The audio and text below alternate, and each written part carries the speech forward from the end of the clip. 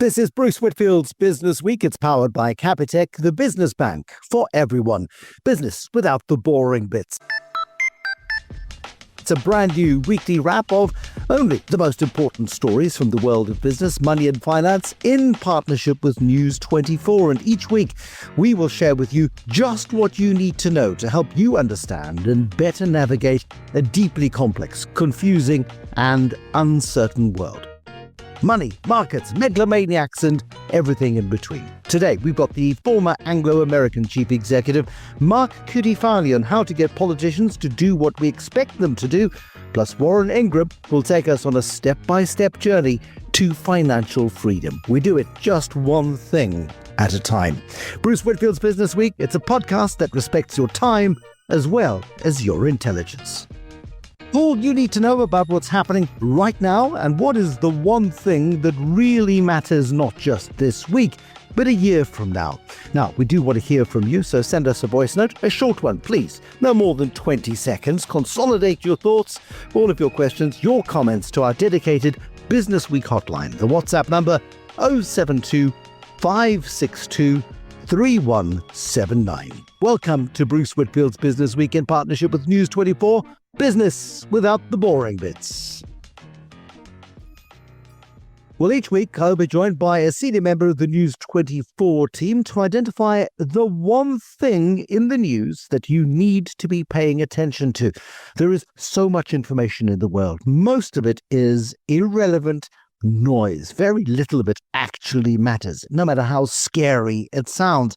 Each week, what we're going to do is do our best to distill the noise and to suggest to you where your energy is best spent. And on this inaugural edition of Bruce Whitfield's Business Week, Helena Bosserman, the business editor at News 24, joins us. There are a couple of big stories that have been grabbing our attention this week, Helena. The world feels like it's falling apart. Yet, if you are a luxury goods manufacturer like Richemont, the company that makes Dunhill leather goods or Montblanc pens or Cartier watches, and you're selling those things in Europe, the Middle East or Africa, your sales are going up in double digits. That doesn't feel like it's reflecting chaos, crisis and uncertainty in the world, does it? Well, the 1%ers are having a good time, Bruce, I think, is what the Richemont results tell us.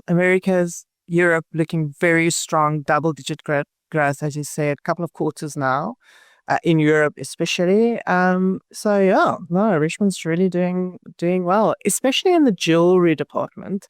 Watchmakers, not that much, but it seems like their strategy is paying off, but diversifying over different markets and not as dependent on China anymore. That is a very big and important point. Also, a big story, a local story this week, the Fly SAF Air standoff. Now, this is the country's biggest airline nowadays, and I think this is probably the biggest crisis it's faced in its history, isn't it? No, it's actually facing a much bigger crisis at the moment. It has just a couple of months to come up with a solution about their ownership that will satisfy government, that will allow them to continue to fly. You know the story. Airlines are only supposed to have a 25% foreign ownership. FlySap Air's Irish partner took an effect at 75% of SAF Air, and the local licensing guys are saying you have 12 months, which ends at the end of the year, to sort this out. Otherwise, you may face sanction. It's not clear that there's any developments or progress in this regard. So, yeah, I think FlySap Air is facing a bigger crisis, but the one that's staring it in the face at the moment is that their pilots are going on strike. From Tuesday, they are, as they're saying, proactively rearranging flights. So I think travelers are in for quite a bit of turbulence. 150 flights daily. So FlySap Air, by far the biggest player in the market. It's going to be really interesting to see how it plays out. And this is often brinkmanship up until the last minute. FlySap Air can't afford to ground its flights. The pilots can't afford to lose the hours. I guess there's going to be a deal. But the big thing, of course, is whether or not South Africa loses its biggest carrier if the regulators do pull rank. again, I can't see that happening. If there's one big story that we have to focus on this week, and it's a big story with many, many moving parts and lots of working bits, it's whether or not Donald Trump fires Jerome Powell, the chairman of the U.S. Federal Reserve, whether that is just him trying to get Powell to cut interest rates at a point where the UK central bank, the Bank of England, yesterday revealed inflation ticking up quite sharply to 3.6% in that particular economy. Our own Lesicha Khanyaho talking about the risk to inflation to News 24 yesterday as a result of the new tariff regimes. The American, I was going to use a terrible swear word, and even in podcast world, I don't think we can get away with it in such esteemed company as News 24, but it is a calamity in slow motion if things are not managed properly. How are you reading the inconsistency, the recalcitrance of the United States at the moment? Well, I'm more depressed by what's happening on our side. We have 2 weeks left before tariffs go up to 30%, and it's clear that our negotiations with the Americans are a complete and total mess. So I'm very worried about what's going on. We offered them a deal in May. The deal included commitments to buy gas and fracking tech. Our understanding from government was that the deal was rejected, and then there was some talk that the US wanted us to stick to some new trade deal template for African countries. We've been waiting for that template for weeks now. But then this week we learned from government sources that they're not actually quite sure what the situation is. It's not clear that there will be a template and whether we need to stick to it. Also this week, the main person who's supposed to manage our relationship with the US, the special envoy Mcebisi Jonas, was refused a visa, it turns out, back in May. Yeah, that was kept really, really quiet. And here we are on a tight deadline. We had an ambassador kicked out because he said nasty things about Donald Trump. Luckily, you and I are not diplomats. Mcebisi Jonas, we're told, he's going to save the day. He's got his underpants on the outside of his trousers. And off he goes with one fist in the foreground. Yet he's probably not even arrived there yet and has been sort of, not doing anything. And there's a 2-week deadline here. We potentially face a trade Armageddon with the United States. It's something I'll test with Peter Armitage in just a bit. He's our market commentator today. But your fear is the jobs, the growth impact, and of course the inflationary impact potentially of an upturned global trade environment. And the ineptitude of our negotiators. I mean, this is the worst negotiating I've seen since Transnet tried to buy locomotives in the state capture era. It's just nowhere. There's no clear indication that we have communication with the Americans. So meanwhile, our vehicle exports to the US is tanking. And ironically, US imports to South Africa are doing really well. I mean, the imports of US oil have doubled in the past year. So why can't we be more like Indonesia? This week they got the US tariff chopped from 32% to 19%. They offered 50 Boeings. They're going to buy 50 Boeings from the US and billions in US farm goods and oil and gas. Trump loves the deal. I mean, why aren't we more proactive? Mark Kirifani, former chief executive of Anglo American. I recall interviewing him over many, many years, and I will make the point to him in just a moment that his strategy of never, ever playing the person, but always playing the ball, always playing the issue, is one that's paid off. And unfortunately, South Africa is playing humans, it's playing people, it's playing politics, that it's out of its depth in playing because the diplomatic service isn't what it should be. I remember Hilary Joffe at Business Day writing a column 2 years ago, saying that, our legislative framework, our ability to draw up law is so flawed because the talent has all left government. And it feels like talent in the trade area has been affected as well. Helena, thank you very much. Helena Wasserman is the business editor at News 24. The one thing you need to be worrying about this week that has big ramifications 12 months from now is our ability to negotiate our own deals with the world superpower. Or are we so clever that we're negotiating other deals that we haven't yet been told about? We'll find out, no doubt, in the fullness of time. Mark Kirifani, who is former chief executive of Anglo American, will pick his brain on these issues in a moment. Now, every week we'll be joined by a corporate powerhouse, the chief executive, chairman, or founder of a business that's making waves in the world. This week, Mark Cutifani, who saved Anglo-American from collapse and led it to become one of the best-performing resource companies in the world in the 20-teens. That was during his tenure.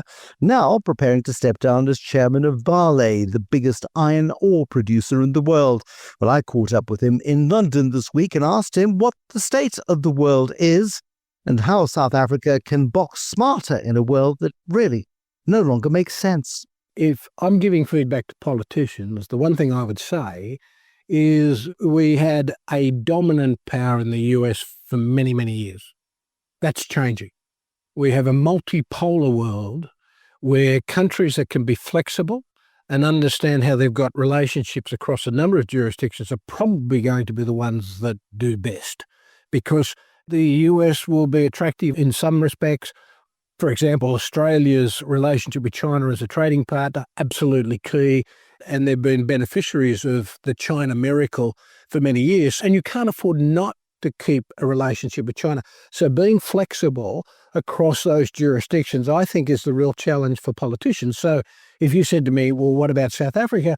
I think South Africa's got to think very carefully about its relationship, not only with the US, but with China and others, and how does it get balance? Because putting your eggs in one basket is a highly risky strategy in today's world. I think Cyril knows that, and I see them looking at how they can change that dynamic, but they've got a lot more work to do pretty clearly. And the BRICS nations have probably got to think a little bit differently, as the Euro grouping has.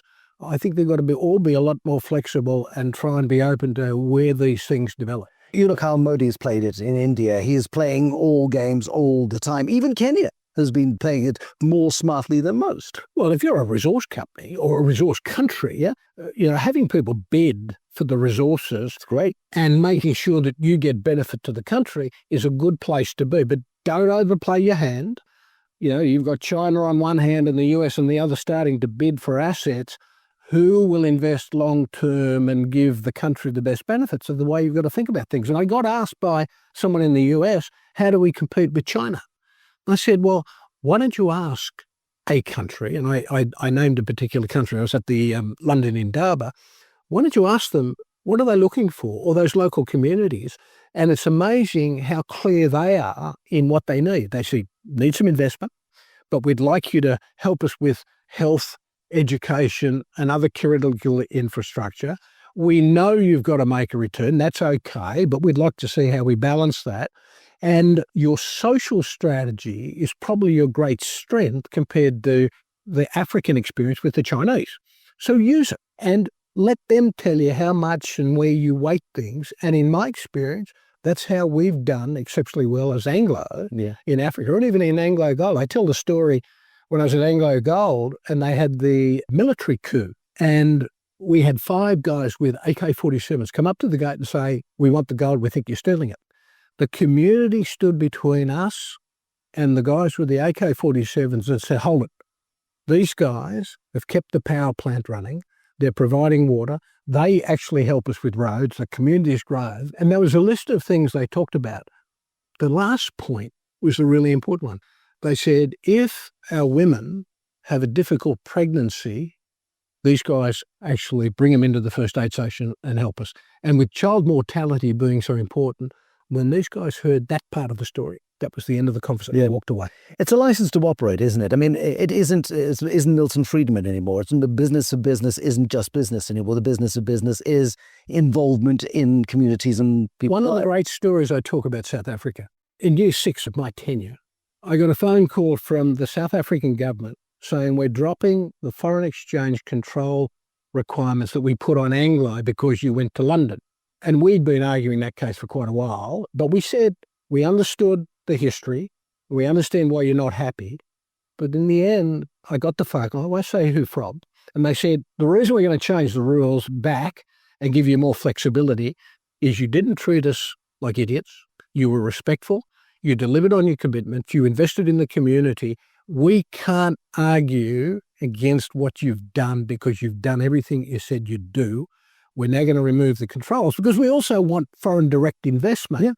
And we want people to know that if they behave well, they'll get support from the government.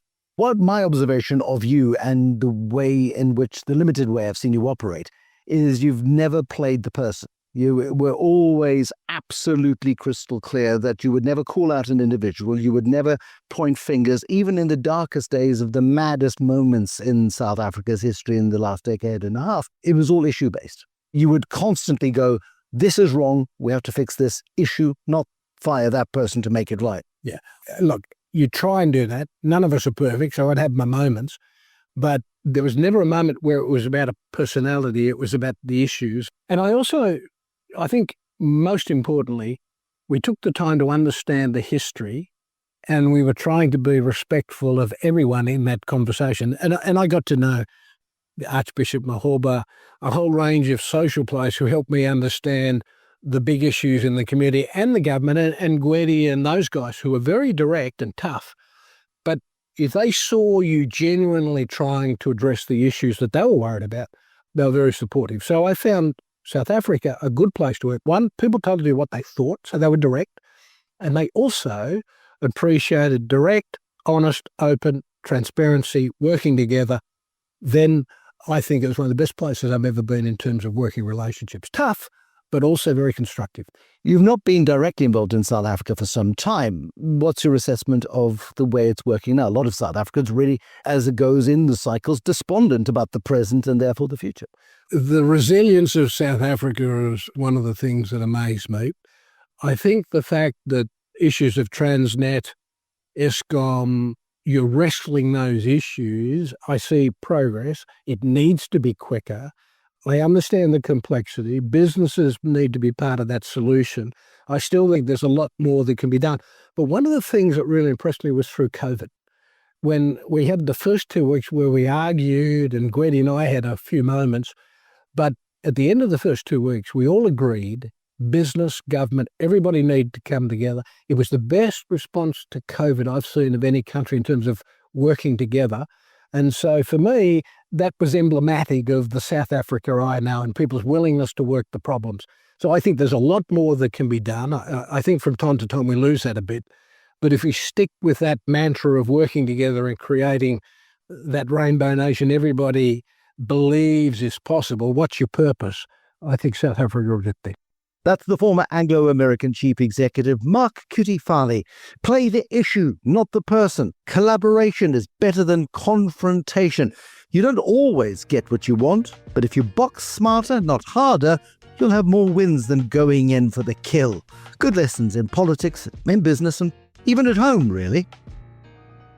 Well, every week I will introduce you to a maverick, a rebel, a renegader, a hustler, perhaps. I've got to think of the exactly right title. Someone shaking up the world of business, or someone simply with a good idea who's building a business that is likely to grow and employ people. Now, Ben Meyers is the chief executive of Nyamakop, or Meathead. What has Meathead and Nyamakop got to do with digital gaming, Ben Meyers? Well, we're making a very cool video game that's getting a lot of international attention. It's a game called Relooted, and it's an African futurist heist game where you reclaim real-life looted African artifacts from Western museums.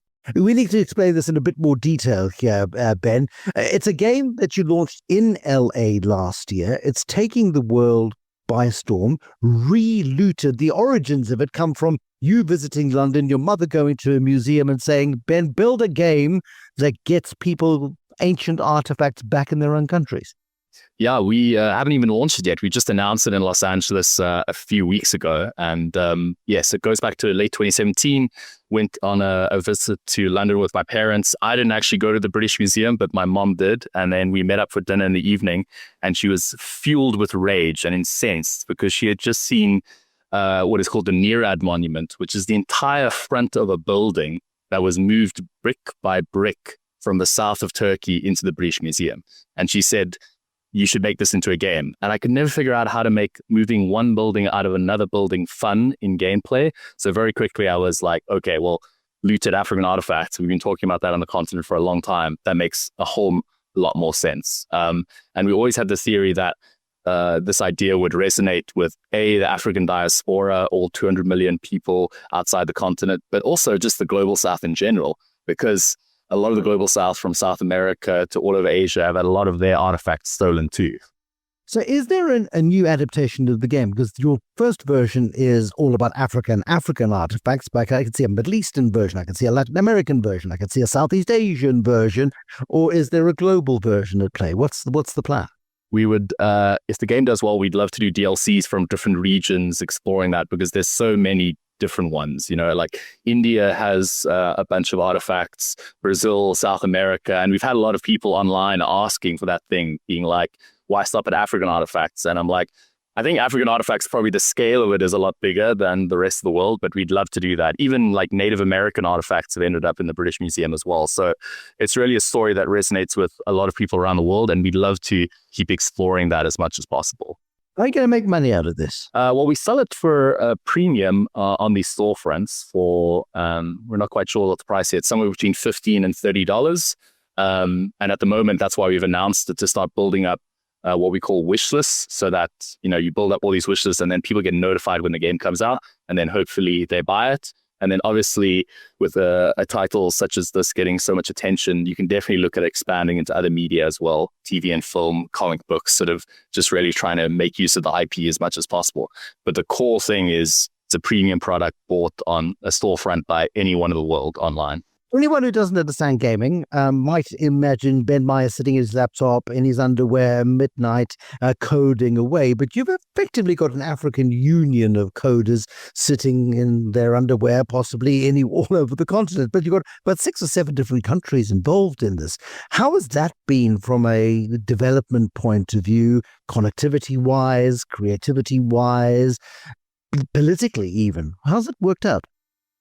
I mean, you're so right. Our underwear bills are through the roof. There's just so many people to buy underwear for. It's so accurate. Yeah, we peaked at around 30 people full time on the game. And we've had like about a dozen people from different African countries, from Lesotho to Zambia to Nigeria to Ethiopia, working on the project.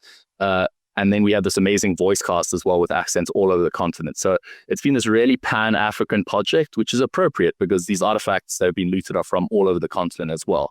It's been quite tricky to manage online.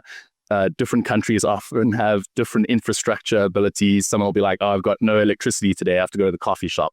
So that's been tricky to figure out, but it's also been a great part of the process as well. Next steps, Ben? Next steps, we continue to just hit marketing beats, trying to get more and more people knowing about the game, and probably release it in the next sort of 9 to 12 months. And hopefully it's a huge hit, and you have to have me back on for at least 3 hours of conversation. Now that I'm willing to do, provided, of course, you've got 3 hours worth of content worth sharing with us. But what a wonderful tale to be told. Thank you, Ben Meyers. He is the chief executive of South African gaming creator Nyamakop. All about a brand new game, yet to be launched, but certainly making waves. All about getting back the artifacts stolen in the diaspora. There's not a gun involved. There's not a sword involved, unless it was stolen. And it's all about strategy and deep thinking. Looks like a good idea. Have you ever wondered what connects things? Why do companies sponsor big events, for example? Why do companies sponsor podcasts? Sometimes it's not obvious. Why, for example, does a tire company sponsor the most prestigious restaurant guide in the world? You might or might not have paid the price of the GDP of a small country and sampled a Michelin star restaurant meal, but you certainly would have heard about the Michelin Guide. Kind of weird that a tire company sponsors fine dining, right? Well, in the 1890s, the Michelin brothers were trying to sell these newly invented rubber tires. Question was, how do you get people to use more of your product if you sell tires? Well, you get them to drive more. How do you get them to drive more? You give them an incentive, a tool to drive more. So what the Michelin brothers did was they created a guidebook of great roadside restaurants across France. And by 1926, they developed a star system. This one is worth stopping at. The 2-star is worth a detour. And if it's a 3-star, well, that's worth a special trip. And the restaurant owners loved it. And the waiting list started growing, and the brothers created a marketing device that more than 100 years later is still hugely relevant. If you're going to market your products or your offering, Are you thinking the bleeding obvious? Or are you thinking a bit more laterally, like the Michelin brothers? You should be. Why pay more for business banking? Does your account come with a private jet? A 5-star lunch? A butler named James? Didn't think so. At Capitec, you get the same low fees as personal banking, so you always know what you get and what you pay. Open your account in minutes and save up to 50% on transaction fees. Visit capitecbank.co.za to get started. Capitec, the business bank for everyone. Capitec is an authorized FSP. 4669. Conditions apply. On markets right now, and Peter Armitage is the chief executive of Anchor Capital, our first market commentator on Bruce Whitfield's Business Week. It's a big overview of what really matters in markets where millions of shares move up and down every day. Some seldom trade at all, most of it inconsequential in the short term. This is big picture stuff, and I want to find out from Peter Armitage, what's the one thing we really need to be focusing on today that'll still matter a year from now. Now, Peter, earlier, Helena Wasserman and I were chatting at the beginning about how policy uncertainty in the United States is wreaking havoc for economies everywhere, and we, certainly at the southern tip of Africa, are not immune to it. Absolutely. So I think the one thing is a deadline of 1 August from a Donald Trump US tariffs perspective, and all the tariffs that he's talking about will get implemented on that date. So over the next 2 weeks, any last-minute negotiations or changes, I think will flow through. You know, remembering that 75% of the trade is with 4 territories. That's Canada, Mexico, the EU, and China. So those are the really relevant ones that one needs to watch out for. And we feel the tariffs at home, of course. The 30% tariffs, we've had AGOA. AGOA looks dead in the water. We've got Lesotho Kganyago, the Reserve Bank governor, saying if these 30% tariffs are implemented, that could cost us 100,000 jobs. There's been a downgrade in the growth forecast. I'll get on to the global stuff in a moment. But if we don't negotiate this smartly, and Mark Kitty finally was talking about how to approach this deal more smartly earlier, if we don't really box smartly here, we could get stung very, very badly. Yeah, I mean, it's not as significant as one might think. It's about 8% of South Africans' exports, but it's very harmful for some specific sectors, particularly agriculture and particularly citrus, and then the automotive side. So it's, those sectors in particular could really suffer. The PGM metals and precious metals are exempt. There's various deals on different industrial categories. So one has to be quite specific. But, if you think of citrus farmers exporting oranges to the US, if the EU or Spain only has 10% and we've got 30%, we just won't be able to compete. We'll have to find other places to send our stuff. From a motor vehicle perspective, there's a few specific models that go to the US. So it hurts specific plants. Remember that their steering wheels on a different side of the road to ours. So it's very specific vehicles. But we'll just have to adapt. And I think of the 650,000 vehicles produced in SA every year, I think the US is about 30,000 of that. So it's material, it matters, but it's not all fall down from an overall perspective. We're going to focus on one thing that truly matters. I mean, yes, it's uncomfortable locally. The macro story is far more important. The realignment of trade relationships, EU, China, South Africa, China, Australia, China, South-South trade. If America's going to make it difficult, do we see 12 months from now a complete global realignment of trade arrangements? Is that the one thing, or was it something else? You've got to look at the second order effects of what's happening. So big tariffs in China, less American product going into China. They'll try and produce more themselves, but the factories aren't going to produce less. So that effectively means that product goes elsewhere. So you're sitting in the EU. It's not just about stuff going from China to America. There's now more global product which they'll want to sell at a reduced price to make sure that it all gets sold. So it'll have a very negative impact on other exporters around the world because of additional product that isn't going into America. So there's, that's something that people probably haven't thought through properly. How do we protect ourselves in this time of uncertainty? Lots of smart money was going to America, was flooding to America. The Dow performed beautifully. The S&P 500 has grown by 1,500% over the last 35 years. Does that trend continue despite all of this argy-bargy, or have things changed fundamentally? So I think I'll break that down into two components. One is the SA economy. We've obviously got to be inventive and find other places to send our product and diversify where we send product to and what we produce and what we export. From an investment perspective, the whole Trump package is all about faster growth and foreign direct investment in America. America is the place where all the AI expenditures being incurred. It's $400 to $500 billion of spend on AI capacity. You must remember that they've been pushing for a weaker dollar. The weaker dollar is very good for the American market. All of the money that they make around the world. Down 10% so far this year, actually. I mean, it's big, right? Absolutely. And, so the profits from around the world, when they're brought back to America, they're worth more dollars. It also makes their exports more efficient. So all of the intellectual capital, the capital investment and economic growth in America will remain sound. Interest rates are staying fairly high in America. The US market, the earnings growth projections for the next few years actually look a little bit better than the beginning of the year. And that's why the market's bounced back. The market cares much less about global geopolitics and wars, etc. They focus on what really counts, the cash flows that are coming through in their investments and the dividends that they can pay. So that one thing is, ignore the noise, the long-term trends continue. Yeah, I mean, it's quite remarkable that, we're sitting with the markets up 10% at the half year after everything that's happened in the last 6 months. And that's because the earnings prospects have not diminished quite remarkably. Peter Armitage, Chief Executive at Anchor Capital. We all want financial freedom. Certified financial planner Warren Ingram and I have built a step-by-step guide to help you do that.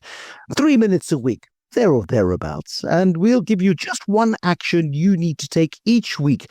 And if you follow what we suggest, step by step, it will take you closer to achieving that elusive goal of financial freedom. I asked Warren this week just to give us a quick intro. The starting point when you're doing this is to give yourself a clear picture of what you're aiming towards, and most importantly, the reason you're doing this. A lot of the time, personal finance is framed in sacrifice and very negative kind of imagery. And I think what's the most important thing that will drive you to make positive decisions day after day after day. So what we want to do now is you need to understand why you're doing this. You need to think about it and reflect and say, this is important to me because I want to provide for my children one day. I want to stop working for a boss. I want to work in a charity. Whatever it is, the thing that's most important that drives you, that's your first job. Understand why you're doing this. I think that's such a good point. Thank you, Warren Ingram, Certified Financial Planner. One thing that we need to do this week in order to begin this journey is what? Subscribe to the podcast. It's as simple as that. See, we make it really easy for you. Subscribe to this podcast. We will give you the building blocks to financial freedom. Warren Ingram, Certified Financial Planner, and me, Bruce Whitfield, each and every single week to your inbox. The only action you need to take this week, subscribe. Certified Financial Planner Warren Ingram. Each week, one step for you and one giant leap for your financial freedom over time. It's been wonderful to have you on board as a listener to Bruce Whitfield's Business Week. We'd love to hear from you. A short voice note, no more than 20 seconds, please, with your questions or comments on our dedicated Business Week hotline. That's via WhatsApp on 072 562 3179. Before I leave you, a favorite quote. I'll bring you one of these every week. And that quote is, "True power means knowing what to ignore." It's from the historian Noah Yuval Harari. And the whole point of this show is helping you to know where to focus your time, where to focus your energy, and where to focus your money. First step towards that is knowing what to ignore, which is 99% of what you get everywhere else, but not here. That's the first episode of Bruce Whitfield's Business Week. Business without the boring bits, the podcast that not only respects your time, but also your intelligence. Thank you for listening to Business Week, powered by Capitec, the business bank for everyone.